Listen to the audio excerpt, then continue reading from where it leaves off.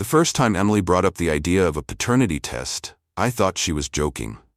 I mean, we'd been married 6 years. Yeah, things had been rocky lately. She was spending money like crazy, and I'd been putting in long hours at work trying to keep us afloat. But this, a paternity test? For our daughter Lily? That wasn't just left field. That was a whole other stadium. I'm Jake, 36 years old, and this is my side of the mess that's become my marriage. Emily, my wife, is 34. She's always been impulsive. She's the kind of person who decides she needs a new hobby, buys every single thing Amazon has to offer for it, and then moves on 3 weeks later. When we met, it was cute. Quirky even. She had this live-in-the-moment thing going for her that I didn't realize was actually code for I have no idea how to handle life responsibly. Anyway, about the test. The whole thing started about 6 months ago when Emily quit her job. She was working part-time as a graphic designer, which wasn't enough to pay the bills, but it was something.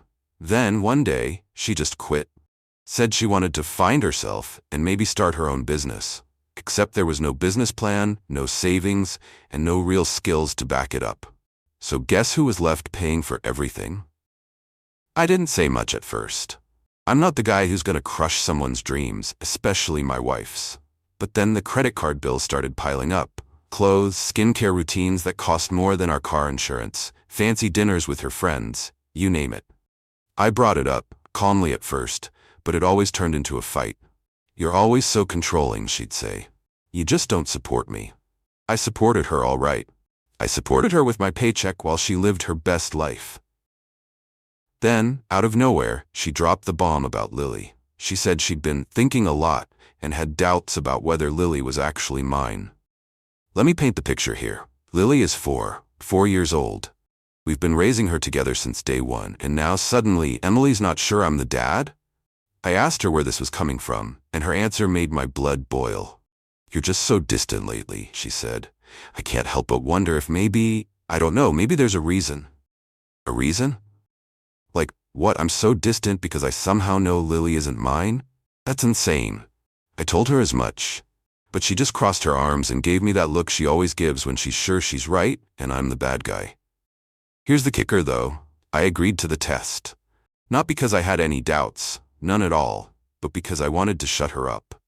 I wanted her to see that she was being ridiculous so we could move on and focus on fixing our marriage. But Emily? Oh no. She flipped, said it was insulting that I'd even suggest taking a test.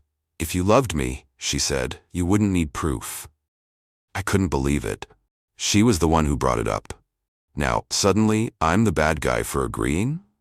I tried to reason with her, but she wasn't having it. She said something about how we should just trust each other and that this was my chance to prove I trusted her. So let me get this straight. She accuses me of not being Lily's dad, demands proof, and then when I agree, I'm the villain? I didn't back down, though. I told her I wanted the test, and she just stared at me for a minute. Then she said something that honestly made me question everything about our relationship. Fine. If you want to ruin our family over this, go ahead. Ruin our family? Is she serious? She's the one who brought all this up in the first place. But you know what? I wasn't going to let her guilt trip me. I told her we needed to figure this out, one way or another, and if she cared about us as a family, she'd agree to the test. That's when she stormed out, didn't come back for 3 hours. When she did, she acted like nothing had happened. She was all smiles, talking about how she wanted to redecorate the living room and how we should go out for ice cream as a family. I played along for Lily's sake, but inside I was fuming. This wasn't just about the test anymore. This was about Emily refusing to take responsibility for anything. Her spending, her job, her doubts about Lily, it was all on me somehow. She was always the victim, always the one who felt neglected or unsupported, while I was the one doing everything I could to keep us afloat. And here's the worst part. I'm starting to think she's hiding something. I don't want to believe it. I really don't. But why else would she be so against the test? After that fight, things between Emily and me were tense, to say the least. She acted like everything was fine on the surface, especially in front of Lily, but when it was just the two of us, it was like walking on eggshells. She wouldn't talk about the test again, and every time I brought it up, she'd brush it off with, I don't want to fight anymore, Jake. Let's just focus on us. But how do you focus on us when there's this huge, unresolved question hanging in the air? I tried to let it go, for Lily's sake more than anything, but Emily didn't make it easy. She started going out more, dinners with friends, errands that took all day, random weekend trips to clear her head. And every time I asked her about it, she'd get defensive. "Why are you keeping tabs on me all of a sudden?" she'd snap. "I'm allowed to have a life, Jake." It wasn't like I was keeping tabs on her. I was just trying to understand what the hell was going on with her lately.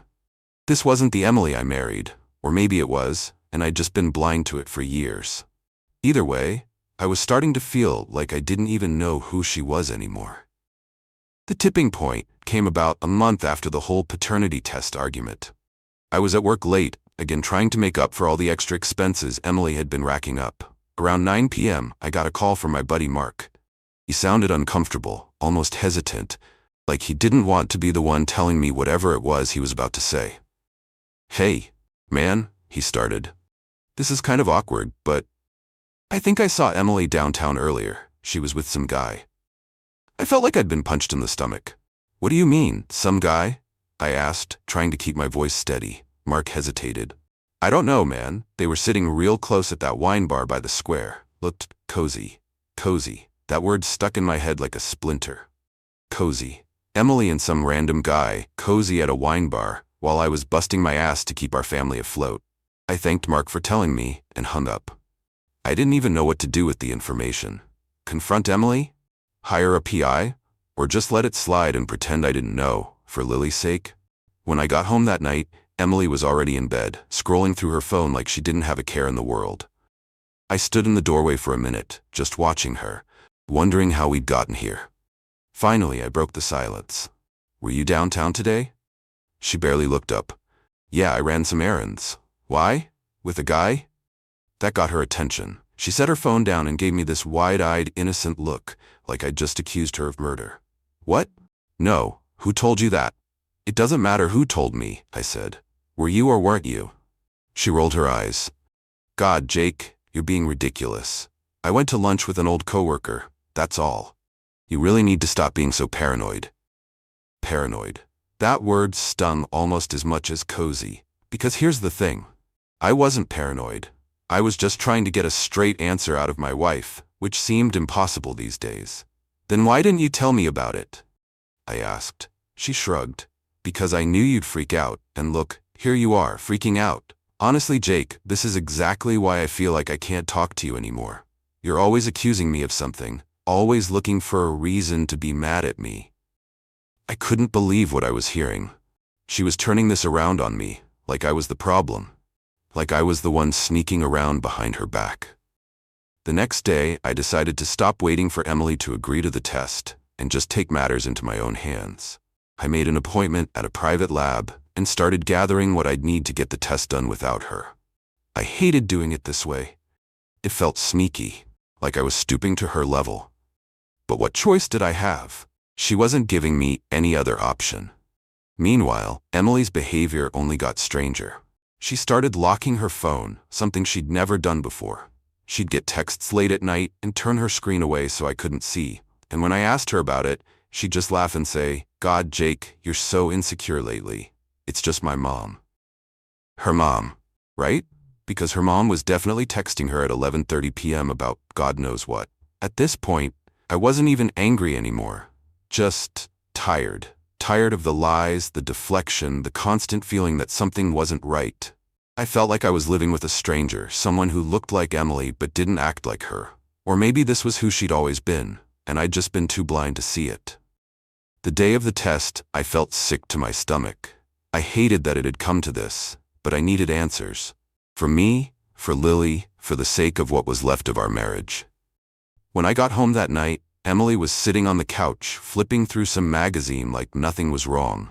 She looked up when I walked in and smiled, but it didn't reach her eyes. "How was your day?" she asked, like she actually cared. I stared at her for a moment, trying to figure out if there was any part of her that still loved me, or if she'd already checked out completely. "It was fine," I said finally. "How about you?" "Busy," she said, stretching out on the couch like a cat. I ran a bunch of errands. You know how it is. I didn't respond. I just stood there, looking at her, wondering how much longer I could keep pretending everything was okay. A week after the test, I got the results back. I didn't even wait to open the envelope. I tore it open right there in the parking lot of the lab. My hands were shaking so bad I almost couldn't focus on the words. But then I saw it. Probability of paternity, 0%. I just sat there for a minute, staring at the paper, my brain refusing to process what I was reading. Lily wasn't mine. 4 years. 4 years of loving that little girl, raising her, putting her to bed, reading her stories, and she wasn't mine. The anger hit me first, hot and blinding. Emily knew. She had to have known. Why else would she refuse the test? Why else would she dodge every single conversation about it? All the pieces clicked together, and it felt like my entire marriage was one big lie. I didn't go home right away. I needed time to think, to figure out how I was even going to face her. I drove around for a while, stopping at a coffee shop just to sit and process everything. That's when I got a call from Amanda, one of Emily's closest friends. Now, Amanda and I had always been cool, but we weren't exactly close. She was more Emily's friend than mine, the kind of person who'd show up to our house for wine nights and gossip sessions, but didn't really engage with me much beyond small talk. So when her name popped up on my phone, I was immediately suspicious. I picked up, trying to keep my voice steady. "Hey Amanda, what's up?" There was a long pause on the other end, and then she said, "Jake, we need to talk." That wasn't what I expected. "Okay, about what?" She sighed, and I could hear the guilt in her voice before she even said another word. "About Emily and Lily." My heart dropped. "What about them?" "I don't know how to say this, but I know who Lily's biological father is." I swear, the entire world went silent for a second. I gripped the phone so tight my knuckles turned white. "What?" "I've known for a while," Amanda admitted, her voice trembling. "But Emily made me promise not to tell you. She said it would ruin everything." "Amanda?" I said through gritted teeth. "Who is it?" There was another pause, and then she said a name that made my blood run cold. "Jason." Jason. My former coworker. The guy I introduced to Emily at a company barbecue 5 years ago. Jason, who'd been overly friendly with her that entire night, but I brushed it off because I trusted my wife. That son of a... I stopped myself, breathing hard. "How long have you known?" "Since she got pregnant," Amanda said quietly. "She told me back then that it might not be yours. She and Jason, they had a thing, Jake. It wasn't serious, but..." "Not serious?" I interrupted, my voice rising. "Amanda, I've been raising this kid for 4 years. That's pretty damn serious."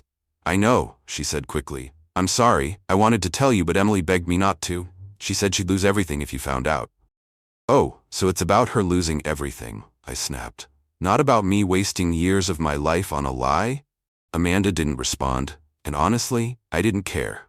I hung up on her and sat there in my car, gripping the steering wheel so hard I thought it might snap. Jason? Of all people, Jason. And Emily had known the whole time. She'd lied to me, over and over, letting me believe Lily was mine while she carried on like nothing was wrong. I drove home on autopilot, barely aware of the road. When I walked through the door, Emily was in the kitchen, humming to herself as she made dinner.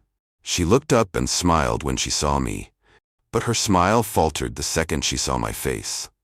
"What's wrong?" she asked, her voice tinged with fake concern. I didn't answer. I just tossed the test results onto the counter. She glanced down at them, and her face went pale. For the first time in a long time, Emily didn't have anything to say. "Anything you want to tell me?" I asked, my voice deadly calm. She opened her mouth, then closed it again, like she was trying to figure out the best angle to spin this. Finally, she said, "Jake, I can explain." "Explain?" I laughed bitterly. "Oh, this should be good. Go ahead, Emily. Explain how Lily isn't mine. Explain how you've been lying to me for years. Explain how Amanda just called and told me Jason is her real father." Her eyes widened at that. "Amanda told you? That's what you're worried about?" I snapped. "Not the fact that you've been lying to me this entire time, but that Amanda told me the truth?" She took a step toward me, reaching out like she thought I'd just forgive her on the spot. "Jake, listen. I didn't mean for this to happen. It was a mistake. Jason and it was one time, I swear. I thought Lily was yours. I really did." "You thought?"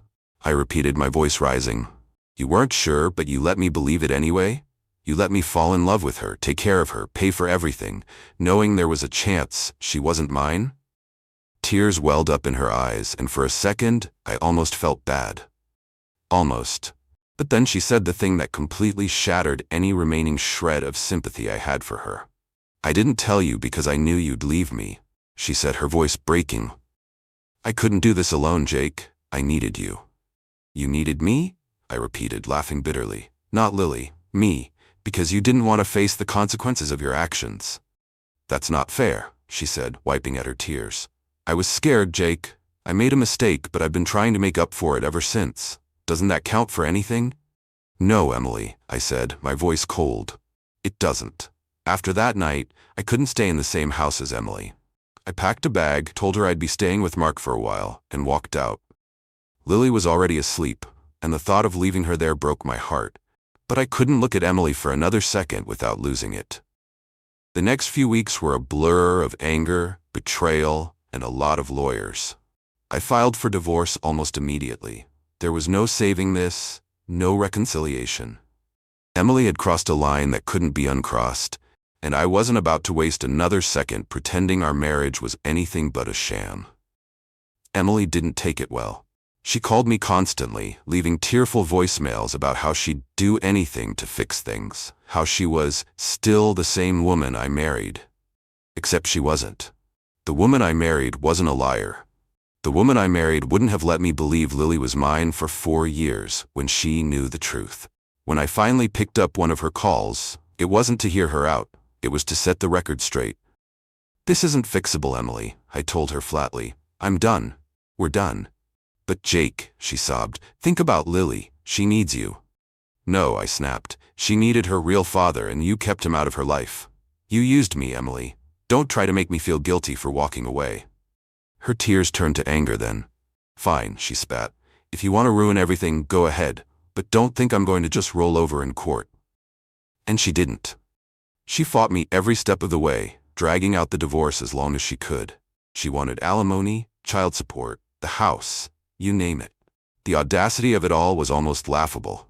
She'd lied to me, cheated on me, and deceived me for years. But somehow, I was still the bad guy in her story. But karma has a funny way of catching up to people. The court wasn't exactly sympathetic to her. Once the paternity test came out in the open, it became pretty clear who was at fault. Jason even got dragged into the mess, and when he found out about Lily, he was furious. Turns out, Emily had kept him in the dark too. He had no idea he had a daughter, and when the truth came out, he wanted custody. Emily's carefully crafted world started crumbling fast. She was hit with legal fees, the house went up for sale, and Jason filed for shared custody of Lily. I agreed to waive any claim to Lily's custody. It wasn't her fault any of this happened, but I couldn't keep playing the role of her father. It wouldn't be fair to either of us. When the divorce was finalized, Emily got what she deserved. No alimony, no child support, just a settlement barely big enough to cover her mounting debts. Jason was in her life now, which meant she had to deal with the consequences of her lies every day. Meanwhile, I got to walk away, finally free of the mess she'd made. It wasn't easy. Leaving Lily behind was the hardest thing I've ever done. I still think about her every day, wondering if she's okay, if she misses me. But I know she's better off with Jason, her real father, than being stuck in the middle of my fractured relationship with Emily. As for Emily, last I heard, she's still trying to pull her life together. She lost the house, burned through her savings, and most of her friends distanced themselves after the truth came out. Amanda told me she's been talking about starting over, but honestly, I don't care what she does. She made her choices, and now she's living with the fallout. As for me, I'm doing okay. It took a while, but I'm starting to move on. Therapy's been a big help, and I've reconnected with old friends who've been nothing but supportive. I'm not bitter anymore, not really. Just grateful that I found out the truth before wasting any more of my life on someone who didn't deserve me. If there's one thing I've learned through all this, it's that trust is everything in a relationship. And once it's broken, there's no going back.